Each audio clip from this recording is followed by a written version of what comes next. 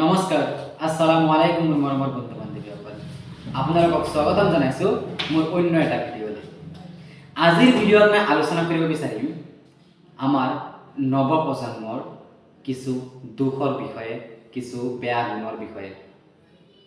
কিয় আমি নৱপ্ৰজন্মই মানুহৰ মুখত নিজৰ গুণবোৰ নুশুনি নিজৰ দুখবোৰ শুনো? কিয় বৰ্তমান সমাজখনে আমাৰ নৱপ্ৰজন্মক বেয়া পায়? কিয় বৰ্তমান সমাজখনে আমাৰ নৱপ্ৰজন্মক আন এটা দৃষ্টিৰে চায়?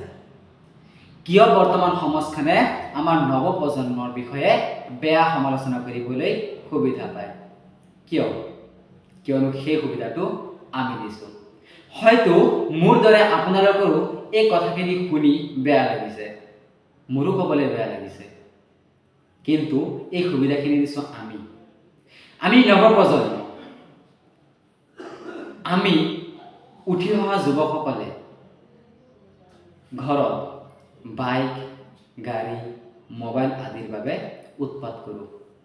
কাজিয়া কেঁচকাল হুলস্থুল, খোৱা বোৱা বন্ধ, মাতবোল বন্ধ দিবই লাগিব বাধ্যত তেওঁলোক। কিয়নো তেওঁলোকে সৰুৰ পৰা আমাক মৰম চেনেহ কৰি ডাঙৰ দীঘল কৰিছে আৰু তেওঁলোকে আমাৰ প্ৰতিটো আশা, প্ৰতিটো সপোন পূৰণ কৰাৰ বাবে প্ৰয়াস কৰিছে। নিজে নাখাই হ'লেও আমাক খুৱাইছে, নিজে নিপিন্ধি হ'লেও আমাক পিন্ধাইছে। সেই পিতৃ মাতৃসকলে ইমান পৰিশ্ৰমেৰে উপাৰ্জন কৰা সেই টকাখিনিৰে যেতিয়া আমাক এটা মটৰ চাইকেল বা এটা গাড়ী কিনি দিয়ে, তেতিয়া আমি কি কৰোঁ? আমি জানো তেওঁলোকৰ সেই মৰমৰ মৰ্যাদা দিব পাৰোঁনে? যি মৰমত তেওঁলোকে আমাক উপহাৰ হিচাপে দিছিলে, সেই উপহাৰটোৰ সুব্যৱহাৰ কৰিব পাৰোঁনে? যিদৰে এটা মুদ্ৰা দুটা পিঠি থাকে, সেইদৰে এই পৃথিৱীত থকা যিকোনো বস্তুৰ দুটা দিশ থাকে, ভাল দিশ আৰু বেয়া দিশ।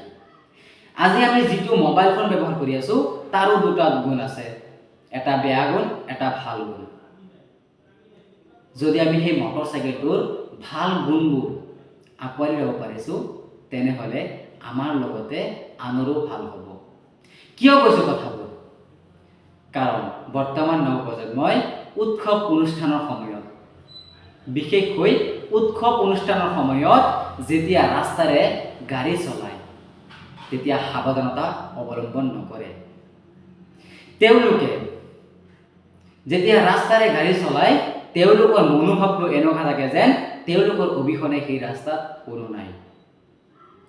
তেওঁলোকৰ মনোভাৱ এনেকুৱা থাকে যে তেওঁলোকে বাইক নহয়, হেলিকপ্টাৰ বা ফ্লাইট চলাই আছে। হয়তো শুনি বেয়া লাগিছে, মোৰো ক'বলৈ বেয়া লাগিছে। আজি উৎসৱ অনুষ্ঠানৰ সময়ত ৰাস্তাৰে বুঢ়া, ডেকা, গাভৰু, সৰু সৰু কণ কণ ল'ৰা ছোৱালীসকল ৰাস্তাৰে খোজকাঢ়ি যায়, ৰাস্তাৰে চলাচল কৰে। আমি কি কৰোঁ? সেই সকলোবোৰক আওকাণ নকৰি আমি আমাৰ ইচ্ছা অনুযায়ী আমি দ্ৰুত বেগেৰে গাড়ী চলাই গুচি যাওঁ। গাড়ী চলাই যদি গুচি যাওঁ তেন্তে ভাল, যদি সেইখিনি কণ্ট্ৰল কেপাচিটি থাকে। কিন্তু বেছি সংখ্যক ক্ষেত্ৰত কি হয়? সেই একা বেকাকে ৰাফ ড্ৰাইভিং কৰাৰ ফলত আমাৰ এটা সাৱধানতা অৱলম্বন নকৰাৰ ফলত সৰু এটা ভুলে আন এজন মানুহৰ গোটেই জীৱনটো ধ্বংস কৰি দিয়ে। কিয়? ইমানখিনি ডাঙৰ দীঘল হ'বলৈ হয়তো 20 বছৰ বা 25 বছৰ অপেক্ষা কৰিছোঁ। একেবাৰতো জন্ম হৈ আমি 25 বছৰ বয়স পাই যোৱা নাই। সৰুৰ পৰা লাহে লাহে লাহে লাহে আমি ডাঙৰ দীঘল হৈছোঁ। যদি 25 বছৰ বয়সলৈকে আমি অপেক্ষা কৰি ইমান ডাঙৰ দীঘল হ'ব পাৰিছোঁ, তেনেহ'লে সেই 5 মিনিটৰ ৰাস্তাটো আমি কিয় 2 মিনিটত যাবলৈ চেষ্টা কৰোঁ? বাইক, মটৰ চাইকেল, গাড়ী এইবোৰ হৈছে আমাৰ যাতায়াতৰ সুবিধাৰ বাবে। ইয়াৰ যদি আমি অপব্যৱহাৰ কৰোঁ, আমাৰ লগতে সমাজৰো ক্ষতি হয়।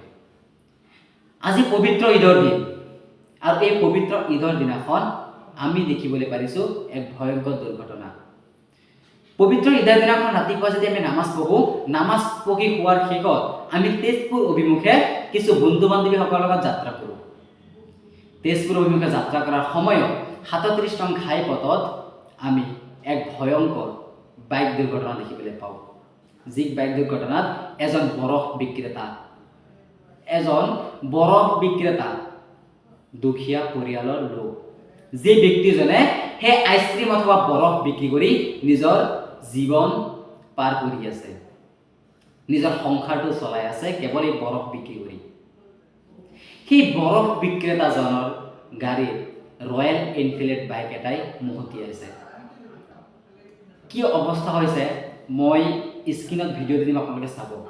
তেওঁ বৰ্তমান আহত অৱস্থাত আছে আৰু তেওঁৰ গাড়ীখনৰ কেনেকুৱা কণ্ডিশ্যন আপোনালোকে চাব। মোৰ মৰমৰ বন্ধু বান্ধৱীসকল, কিছুমান আমাৰ দৰে কিছুমান ল'ৰাসকলক ৰাস্তাত দেখিবলৈ পোৱা যায় গাড়ী চলাওঁতে একা বেকাকৈ গাড়ী চলোৱা, মানুহক প্ৰদৰ্শন কৰাৰ বাবে। কিন্তু মোৰ মৰমৰ বন্ধু বান্ধৱীসকল, যিসকল মানুহক তুমি দেখাবলৈ, যিসকল মানুহৰ সন্মুখত তুমি লেভেল দেখাবলৈ তুমি নিজৰ জীৱনটো দাৱত লগাই দিছা, যিসকল মানুহৰ বাবে তুমি নিজৰ জীৱনটোৰ কথা চিন্তা কৰা নাই, তোমাৰ পিতৃ মাতৃৰ কথা চিন্তা কৰা নাই, তুমি তোমাৰ ভৱিষ্যতৰ কথা চিন্তা কৰা নাই, তুমি এই আহিবলগীয়া তোমাৰ সেই নৱপ্ৰজন্মৰ কথা চিন্তা কৰা নাই, সেইসকল ব্যক্তি তোমাৰ লগত নাথাকিব। যেতিয়া তুমি এটা দুৰ্ঘটনাৰ বলি হৈ তোমাৰ কিবা এটা হৈ যাব, যদি তুমি নিহত হোৱা বা আহত হোৱা সেয়া সৃষ্টিকৰ্তাৰ হাতত, তেতিয়া সেই মানুহবোৰে নাকান্দে, সেই মানুহবোৰে কষ্ট নাপায়, কষ্ট পাব তোমাৰ আত্মীয় লোকসকলে, তোমাৰ পৰিয়ালবৰ্গই।